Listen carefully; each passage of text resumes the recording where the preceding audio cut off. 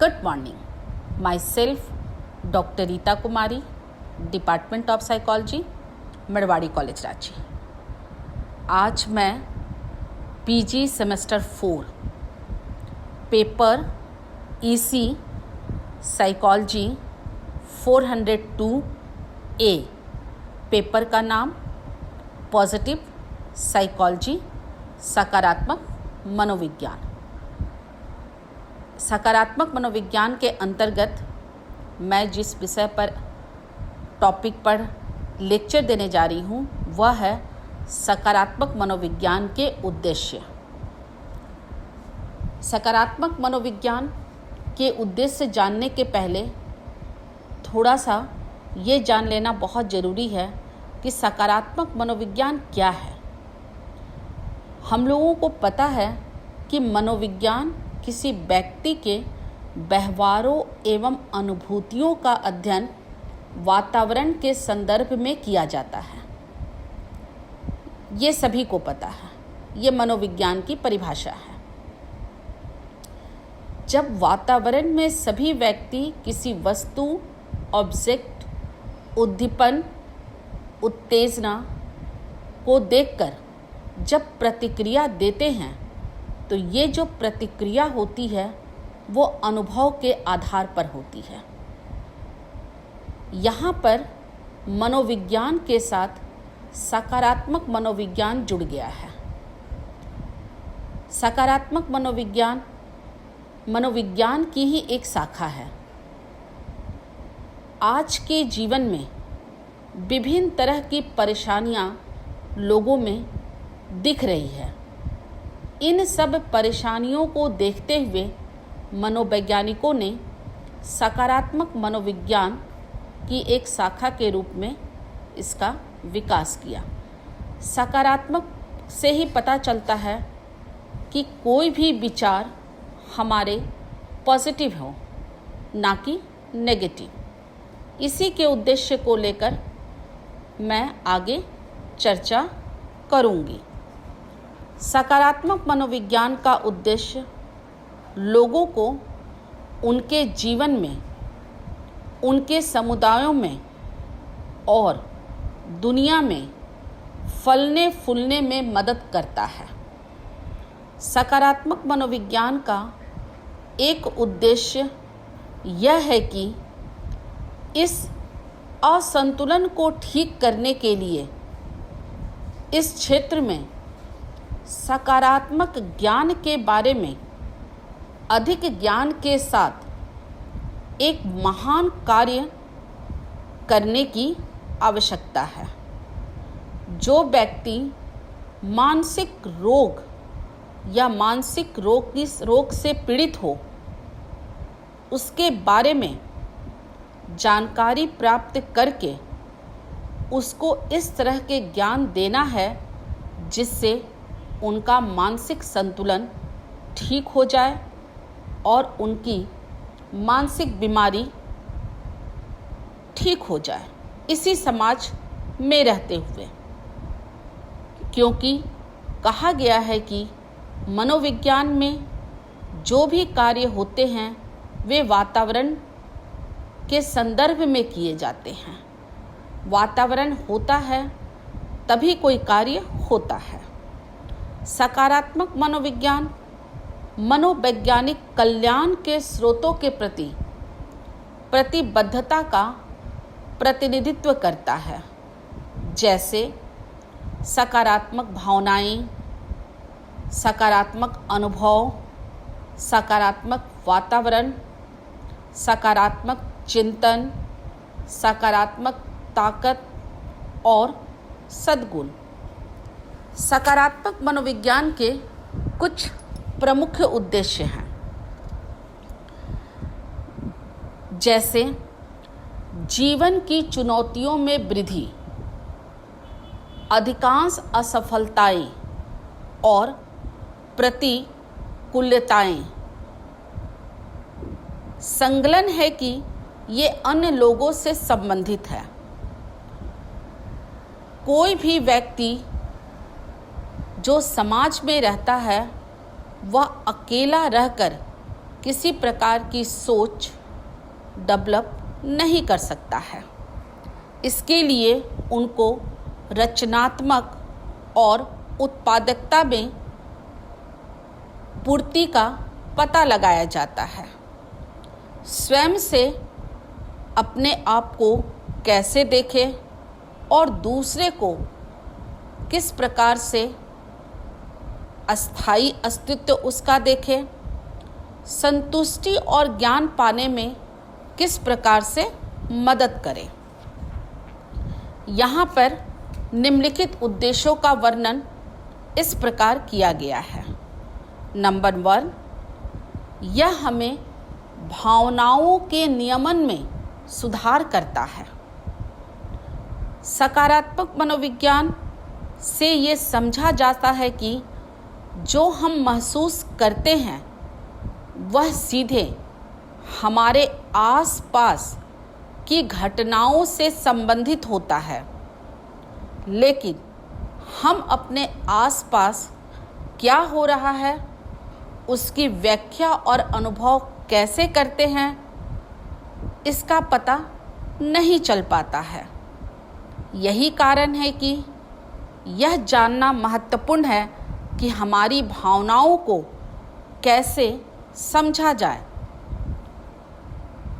जैसे गुस्सा हमें कुछ करने के लिए कई चीज़ों का त्याग करने में सक्षम है, जो न केवल हमें फ़ायदा पहुंचाता है बल्कि हमें उससे ज़्यादा परेशानी होती है। जब हम इस तरह से महसूस करना शुरू करते हैं तब हम में सकारात्मक विचार आना शुरू हो जाता है और हम अपनी भावनाओं पर नियंत्रण करना शुरू कर देते हैं।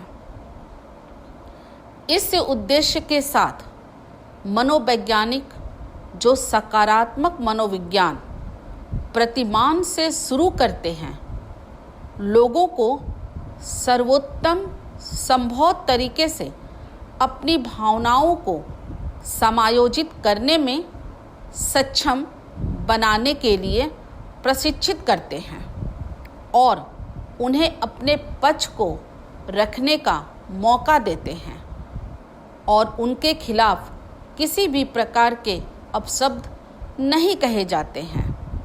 अगर हमारी भावना मजबूत होती है तो हम अधिक से अधिक लोगों को इसमें सकारात्मक विचार भर सकते हैं और हानिकारक विचारों को हटा सकते हैं।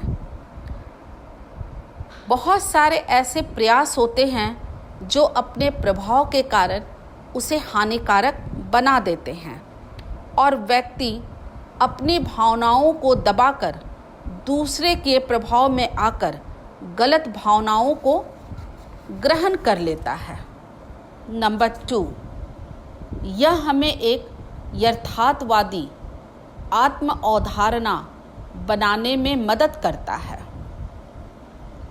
स्व अवधारणा या आत्म अवधारणा उन स्वयं के बारे में विश्वासों का समूह है जो हमारे बारे में सभी जानते हैं कि हम कौन हैं, यह कैसे है पर निर्भर करता है।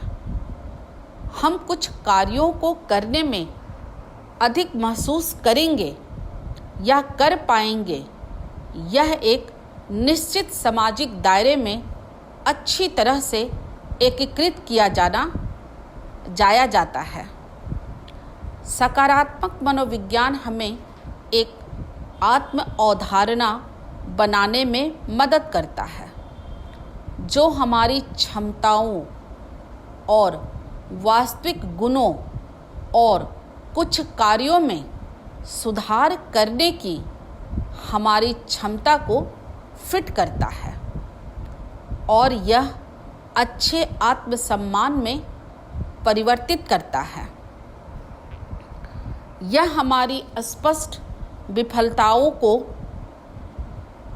परिप्रेक्ष्य में रखकर किया जाता है और हमें इस तरह दिखाते हैं कि हमारे अस्तित्व का एक अच्छा हिस्सा हमारे वातावरण के तत्वों के कारण है, जिसे हम नियंत्रित नहीं कर सकते, लेकिन हम यह चुन सकते हैं कि वे हमें कैसे प्रभावित करते हैं।